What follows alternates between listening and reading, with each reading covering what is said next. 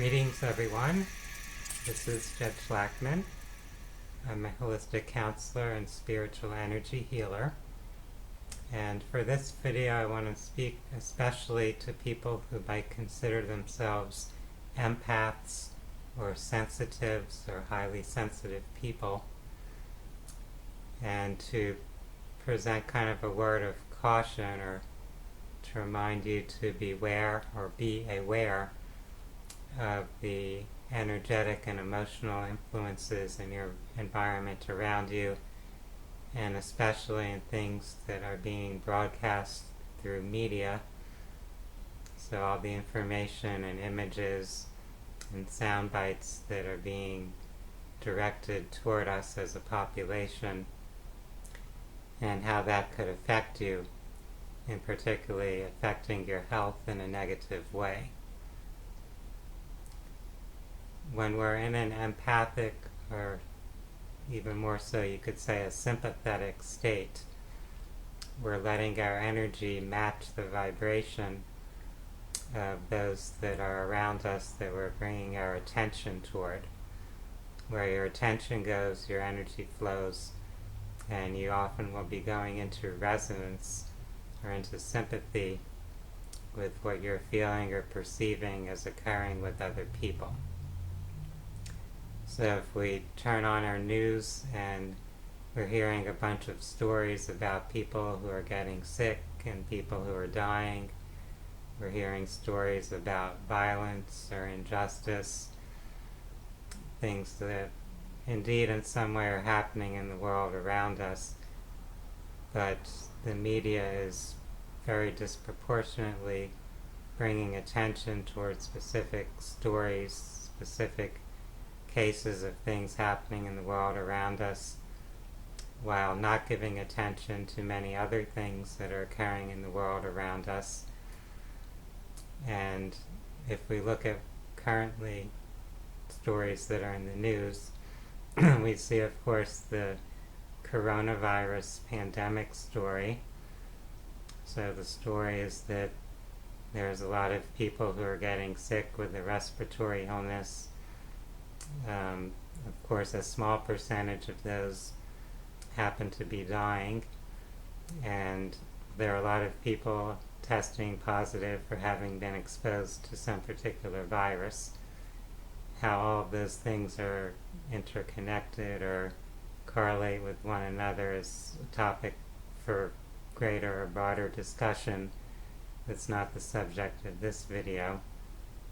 But the reality is that at any given time, there are many people around the world who are getting sick with respiratory illnesses, and people who are dying of those illnesses, and the mass media isn't bringing a lot of attention and energy to that.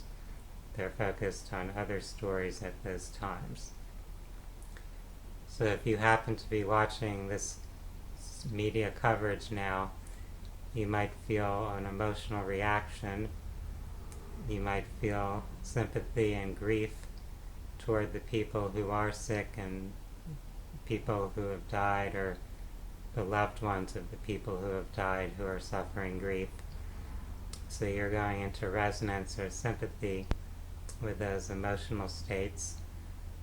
And you may also have activated within you fear or anxiety that perhaps you or people you care about might become sick or ill.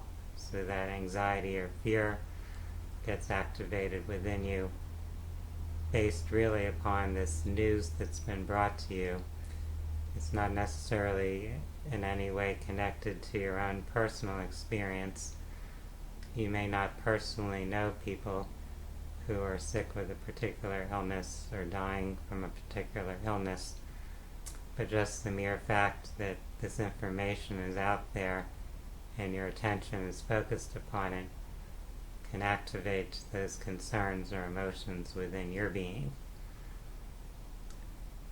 So people that are highly sensitive and empathic will tend to naturally go into sympathy with those types of emotional energies, with the grief of others, with the fear or anxiety of others, with the pain or suffering of others. And now there's a news story about someone who was shown on video being brutalized by police officers, someone who was expressing they're having trouble breathing while they're pinned down on the ground by the officer. So that kind of invokes this meme of breathing difficulty. What would that feel like to be suffering from suffocation or asphyxiation, right? Well, a lot of people who are empathic might start to sympathize with that feeling or sensation to bring that vibrational pattern or energy into their own being. And of course, that psychological state is associated with respiratory illness. So someone with respiratory illness is having difficulty breathing, and looking at things on a biological or bioenergetic level even, it's actually the lack of proper breathing and lack of oxygen that will tend to lead to a respiratory illness that will trigger the activity of whatever viruses or microbes may be around to start to spread within the respiratory system. So it's not really that the microbes start the disease process, they actually come at a particular later phase of the process. So it's actually when we're stressed out, when we're feeling a lot of pressure, a lot of anxiety, a lot of fear, a lot of grief, and so on, our energy gets constricted, our posture changes, our breathing gets constricted so that less oxygen is going into the tissues and cells in our body. And with less oxygen, then toxins start to build up and microbes start to activate and reproduce themselves. And then the immune system responds to try to control and manage that process. And it's actually your immune response that makes you feel ill from those types of conditions. So you might get a fever, you might get some type of inflammation, and so on. And that's how you, quote unquote, know or perceive that you're ill. Anyway, coming back to this issue of being empathetic and sympathetic, being highly sensitive, if you don't maintain the boundary of your own energy and your own energetic integrity, if you don't keep yourself in balance and harmony, it's quite easy to be drawn into those lower frequency emotional states where you start to put your energy and attention toward that, which ultimately can result in attracting illness or whatever similar experiences you're relating to yourself. So like energy attracts like energy. That's the law of attraction, the metaphysical principle. So if we're carrying those types of energies in ourselves, if we're feeling fear, grief, anger, etc., then the universe is going to provide more experiences to us that can reinforce those types of emotional states. So if you wish to be a source of positive change or upliftment to society, you're not really doing that by letting yourself get stuck in fear or anger or grief or similar types of emotions. It's natural to have compassion, to have respect for what other people may be experiencing.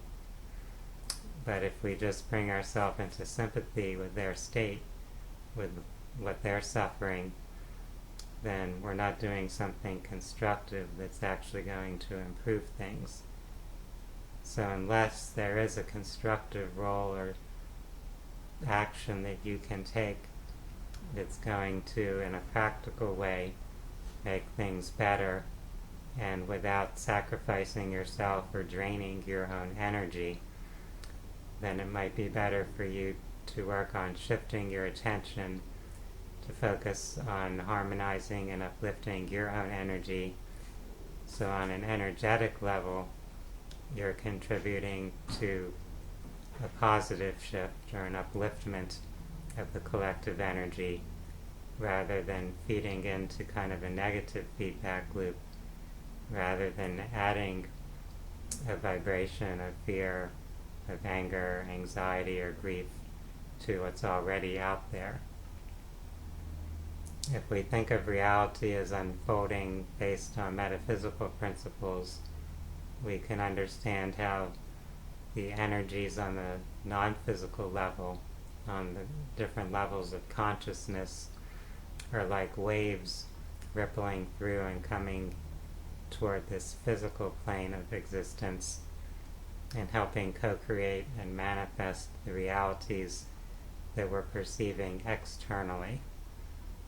So shifting what we are perceiving externally actually involves shifting what we're feeling and experiencing internally, even though we might not perceive or see the external results of that immediately or right away.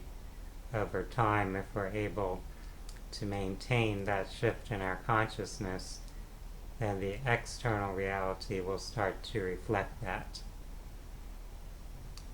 So this is the message that I would like to share, that our greatest power to make positive shifts comes from our ability to master our own consciousness, to shift our own energy and our own perspective, to be mindful of how we're reacting or responding to the world around us, and to be able to learn to focus our attention in ways that are healthy for us, in ways that contribute to something positive rather than reinforcing or adding to something undesirable. Some of the basic metaphysical laws or principles are the law of attraction, or principle of attraction, the principle of intention, the principle of allowance, and the principle of balance, as well as the principle of attention. Where your attention goes, your energy flows. With the principle of allowance, that's actually reminding us that when we're manifesting things, there's part of the process where we're envisioning and kind of putting energy and intention into what we desire, but then it's time after that part of the process to let go and surrender and allow creation to unfold, so that we're not carrying any distrust or doubt or resistance. We're just allowing life to flow. And we're also allowing every other being or entity in creation to co-create their life experience. It's not our place to control what everyone else is creating or manifesting, to judge everyone else's path.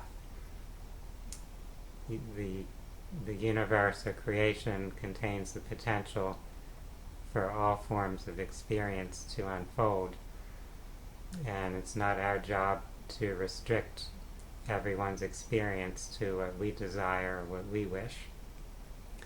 So sometimes we have to learn to just allow, to let people proceed on their path, to let people go through their suffering. We might not see the purpose in their path for that suffering, but their soul might have some plan in which that experience or suffering plays some useful purpose. And so no matter how hard we might try, we can't stop that from unfolding or manifesting. It would be better for us to focus on our own path, our own experience, our own personal life drama, and what we can do to improve ourselves and our own consciousness. People that are empaths and sensitives tend to be kind of imbalanced in one particular direction, which is having a lack, in a sense, of boundaries or a lack of integrity to their own energy, they tend to be vulnerable to certain types of illnesses, especially relating to a weak or incomplete immune response.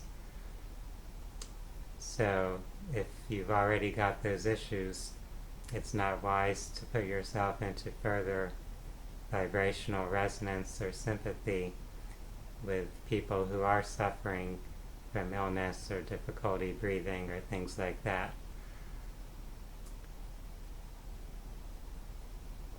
I hope that this discussion or commentary has offered some insight, some useful guidance or support for those who are watching.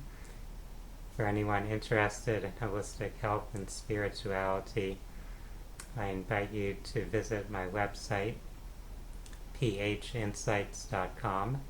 That's phinsights.com. You can also view some more of my YouTube videos. And again, beware of the energy and information being directed toward you from the media. Often the agenda of what's being focused upon, or the attention being given to things, and the way a story is being framed or spun is not there to help you or your well-being. It's meant to stimulate emotions and get people's attention focused on the media, on the interests of those who may be influencing the media. And of course, when we're in these types of intense emotional states, it can become almost addictive in a sense, where we get this rush of adrenaline, and that gives us a sense of power or control, like, now that I know something, then I can do something, I could take action. But often that's not the reality. There really isn't a constructive action available or that's being offered. It's just charging you up emotionally and ultimately draining your energy and leaving you in a more vulnerable state. So let's reclaim our power. Let's embrace our own inner divinity, our own spiritual essence and energy, and let that light shine. I'd like to thank all of you for your attention, taking your time to view this video. I want to wish everyone a wonderful day. Namaste.